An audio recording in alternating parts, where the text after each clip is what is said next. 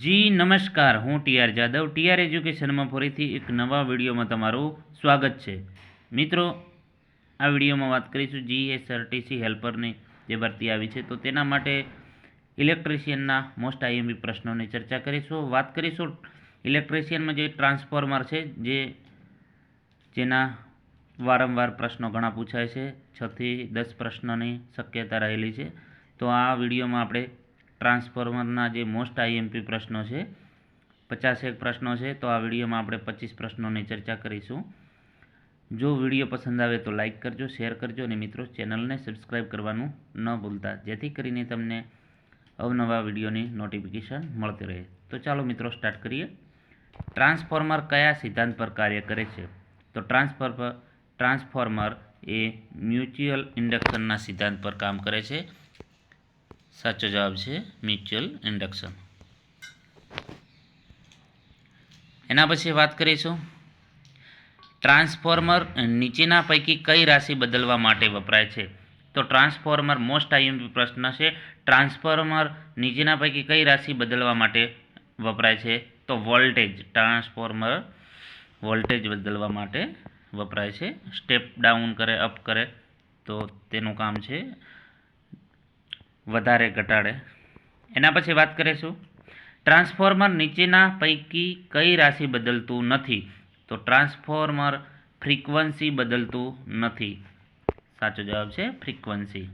જે ફ્રીક્વન્સી બદલતું નથી. Most IMP પ્રશ્ન છે મિત્રો, નોટ કરી લેજો તમારી નોટબુકમાં, જેથી કરીને તમને રિવિઝન કરતાં સરળતા રહે. એના પછી વાત કરીશું અન્ય ઇલેક્ટ્રિક મશીનની સરખામણીમાં ટ્રાન્સફોર્મરની એફિશિયન્સી વધારે હોય છે. કારણ કે અન્ય ઇલેક્ટ્રિક મશીનની સરખામણીમાં ટ્રાન્સફોર્મરની એફિશિયન્સી એટલે કે કાર્યદક્ષતા કેમ વધારે હોય છે? કારણ કે તેમાં કોઈ પણ ભાગ ફરતો હોતો નથી. અહીં મિત્રો ટાઈપિંગ મિસ્ટેક છે, કરતો લખેલો, એમાં ફરતો ભાગ નથી, રોટેટિંગ કોઈ પાર્ટ્સ નથી. એના પછી વાત કરીશું 5મા નંબરનો પ્રશ્ન ટ્રાન્સફોર્મર માત્ર એસીમાં જ કાર્ય કરે છે. કારણ કે ટ્રાન્સફોર્મર ઇન્ડક્શનના સિદ્ધાંત પર કાર્ય કરે છે અને ઇન્ડક્શનનો ગુણધર્મ માત્ર એસીમાં જ હોય છે. ટ્રાન્સફોર્મર માત્ર એસીમાં જ કાર્ય કરે છે કારણ કે ટ્રાન્સફોર્મર ઇન્ડક્શનના સિદ્ધાંત પર કાર્ય કરે છે અને ઇન્ડક્શનનો ગુણધર્મ એ માત્ર એસીમાં જ હોય છે. તેથી એના પછી વાત કરીશું સાધારણ ટ્રાન્સફોર્મરની પ્રાઇમરી અને સેકન્ડરીને હંમેશા આંટાઓની સંખ્યા અલગ અલગ હોય છે. જે સાધારણ ટ્રાન્સફોર્મરની પ્રાઇમરી અને સેકન્ડરીમાં હંમેશા આંટાઓની સંખ્યા અલગ અલગ હોય છે. એના પછી વાત કરીશું ટ્રાન્સફોર્મરની કોર બનાવવા માટે નીચેના પૈકી કયું મટીરિયલ સૌથી ઉત્તમ છે? તો ટ્રાન્સફોર્મરની કોર બનાવવા માટે cold rolled green oriented steel. Most IMP પ્રશ્ન છે. એના પછી વાત કરીશું 8મા નંબરનો પ્રશ્ન જે વાઇન્ડિંગ સાથે સપ્લાય જોડવામાં આવે છે તે ઇનપુટ વાઇન્ડિંગને ખાલી જગ્યા કહેવામાં આવે છે. જે વાઇન્ડિંગ સાથે સપ્લાય જોડવામાં આવે છે તે ઇનપુટ વાઇન્ડિંગને પ્રાઇમરી વાઇન્ડિંગ તરીકે ઓળખવામાં આવે છે. એના પછી વાત કરીશું 9મા નંબરનો પ્રશ્ન જે વાઇન્ડિંગમાં સપ્લાય લેવામાં આવે છે એટલે કે આઉટપુટ, તે વાઇન્ડિંગને ખાલી જગ્યા કહેવામાં આવે છે તો તેને સેકન્ડરી. આ પણ મોસ્ટ આઈએમપી પ્રશ્ન છે મિત્રો. જે આ પ્રશ્નો છે મોસ્ટ આઈએમપી દરેક એક્ઝામમાં પૂછાયેલા છે. ટ્રાન્સફોર્મરની કેપેસિટી ખાલી જગ્યાના ક્રોસ સેક્શનલ એરિયા પર આધાર રાખે છે. તો ટ્રાન્સફોર્મરની જે કેપેસિટી છે કોરના કોર સેક્શન એરિયા પર આધાર રાખે છે. એના પછી વાત કરીશું ટ્રાન્સફોર્મરના રિવાઇન્ડિંગ વખતે મેન્યુફેક્ચરરે દર્શાવેલ સ્ટાન્ડર્ડ ડેટા આટા અને વાયરનો ગેજ મુજબ જે રીવાઇન્ડિંગ કરવું જોઈએ. તેનાથી શું ફાયદો થાય? તો તેનાથી વોલ્ટ એમ્પિયર કેપેસિટી સમાન રહે છે. 12મા નંબરના પ્રશ્નની ચર્ચા કરીશું જો આપણે કોર મટીરિયલ તરીકે ખાલી જગ્યા વાપરીએ તો કોઈ ચોક્કસ VA રેટિંગના ટ્રાન્સફોર્મર માટે કોરનો ક્રોસ સેક્શન એરિયા ખાલી જગ્યા તો સિલિકોન સ્ટીલ ઘટશે. જો આપણે કોર મટીરિયલ તરીકે સિલિકોન સ્ટીલ વાપરીએ તો કોઈ ચોક્કસ VA રેટિંગના ટ્રાન્સફર માટે ક્રોસ સેક્શનલ એરિયા ઘટશે. તેનો સાચો જવાબ છે સિલિકોન સ્ટીલ અને તેનો ક્રોસ સેક્શનલ ઘટશે.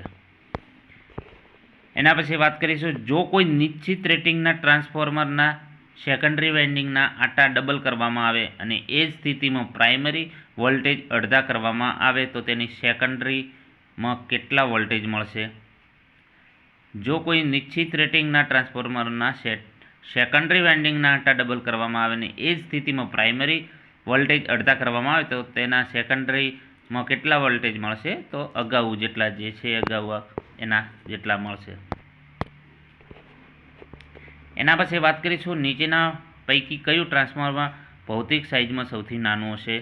તો તેનો સાચો જવાબ છે 1 kVA 400 હર્ટ્ઝ. એના પછી વાત કરીશું, 3 ફેઝ સેલ પ્રકારના ટ્રાન્સફોર્મરમાં લીંબની સંખ્યા કેટલી હોય છે? તો 3 ફેઝ સેલ પ્રકારના ટ્રાન્સફોર્મરમાં લીંબની સંખ્યા 3 હોય છે. એના પછી વાત કરીશું 16મા નંબરના પ્રશ્નની, નીચેના પૈકી કઈ રચનાનું ચુંબકીય ક્ષેત્ર સૌથી શક્તિશાળી હોય છે? તો તેનો સાચો જવાબ છે આયર્ન કોર વીંટાળેલા ઘણા આંટાની કોઇલનો. એના પછી વાત કરીશું 17મા નંબરના પ્રશ્નની, ટ્રાન્સફોર્મરની સેકન્ડરી વાઇન્ડિંગમાં ઉત્પન્ન થતા વોલ્ટેજનો આધાર કઈ બાબત પર રાખે છે? તો ટ્રાન્સફોર્મરની સેકન્ડરી વાઇન્ડિંગમાં ઉત્પન્ન થતા વોલ્ટેજનો આધાર માત્ર સપ્લાય ફ્રીક્વન્સી પર, સેકન્ડરી વાઇન્ડિંગના આંટા, કોરના મહત્તમ ફ્લક્સ. તો ઉપરોક્ત તમામ. એના પછી વાત કરીશું, આદર્શ ટ્રાન્સફોર્મરમાં ખાલી જગ્યા હોય છે. તો આદર્શ ટ્રાન્સફોર્મરમાં મેગ્નેટિક લીકેજ અને લોસ શૂન્ય હોય છે. એના પછી આદર્શ ટ્રાન્સફોર્મરની સંકલ્પનાની બાબતમાં ખાલી જગ્યા, તો બંને પૈકી એક પણ વાઇન્ડિંગને ઓહમિક રેઝિસ્ટન્સ હોતો નથી. જે અહીં તમે જોઈ શકો છો કે પ્રાઇમરી વાઇન્ડિંગનો રેઝિસ્ટન્સ મહત્તમ અને સેકન્ડરી વાઇન્ડિંગનો રેઝિસ્ટન્સ ન્યૂનતમ હોય છે. પ્રાઇમરી વાઇન્ડિંગનો રેઝિસ્ટન્સ ન્યૂનતમ અને સેકન્ડરી વાઇન્ડિંગનો રેઝિસ્ટન્સ મહત્તમ હોય છે. બંને વાઇન્ડિંગનો રેઝિસ્ટન્સ સમાન હોય છે. તો જે બંને પૈકી એક પણ વાઇન્ડિંગને ઓહમિક રેઝિસ્ટન્સ હોતો નથી. તેનો સાચો જવાબ છે. 20મા નંબરનો પ્રશ્ન, જ્યારે 440 વોલ્ટ અને 220 વોલ્ટ ટ્રાન્સફોર્મરને DC 440 વોલ્ટ સાથે જોડવામાં આવે ત્યારે તો શું થશે? જ્યારે 440 વોલ્ટ 220 વોલ્ટ ટ્રાન્સફોર્મરને DC 440 વોલ્ટ સાથે જોડવામાં આવશે ત્યારે ટ્રાન્સફોર્મર બળી જશે. એના પછી કોઈપણ ટ્રાન્સફોર્મરમાં પ્રાઇમરી અને સેકન્ડરી વાઇન્ડિંગમાં પ્રત્યેક આંટા દીઠ વોલ્ટેજ હંમેશા સમાન હોય છે. કોઈપણ ટ્રાન્સફોર્મરમાં પ્રાઇમરી અને સેકન્ડરી વાઇન્ડિંગમાં પ્રત્યેક આંટા દીઠ વોલ્ટેજ સમાન હોય છે. એના પછી વાત કરીશું ટ્રાન્સફોર્મેશન રેશિયો કેનું સૂત્ર શું છે? તો અહીં તમે જોઈ શકો છો V2/V1 N2/N1 I1/I2. અહીં મિત્રો દાખલો આપેલો છે કે એક ટ્રાન્સફોર્મરના પ્રાઇમરી વોલ્ટેજ અને કરંટ અનુક્રમે 11,000 વોલ્ટ અને 5.25 એમ્પિયર છે. જો તેના સેકન્ડરી વોલ્ટેજ 433 વોલ્ટ હોય તો સેકન્ડરી કરંટ ખાલી જગ્યા હશે તો 133.37 એમ્પિયર. સોલ્યુશન અહીં તમે જોઈ શકો છો મિત્રો. અહીં સોલ્યુશન આપેલું છે, એ પ્રમાણે તમે દાખલો ગણી શકશો. એક ટ્રાન્સફોર્મરના પ્રાઇમરી વાઇન્ડિંગમાં આંટા 2200 છે અને તેને 11,000 AC વોલ્ટ સાથે જોડવામાં આવે ત્યારે તેમાં સેકન્ડરીમાં 440 વોલ્ટ ઉત્પન્ન થાય છે. તો સેકન્ડરી વાઇન્ડિંગમાં આંટાની સંખ્યા કેટલી હોય છે? તો તેનો સાચો જવાબ છે 88. દાખલો અહીં સમજાવેલો છે મિત્રો, જે તમે જોઈ શકો છો. એના પછી નાના ટ્રાન્સફોર્મરના બોબિનમાં શેમાંથી બનાવવામાં આવે છે? તો નાના ટ્રાન્સફોર્મરના બોબિન પ્લાસ્ટિક, ફિનોલિક અને ટેફલોનમાંથી બનાવવામાં આવે છે. તો મિત્રો આ 25 ટ્રાન્સફોર્મરના મોસ્ટ IMP પ્રશ્નો છે જે તમારે હેલ્પરની પરીક્ષામાં ખૂબ જ ઉપયોગી સાબિત થશે. જો વિડીયો પસંદ આવે તો લાઇક કરજો, શેર કરજો અને મિત્રો ચેનલને સબસ્ક્રાઈબ કરવાનું ન ભૂલતા. Thank you for watching this video.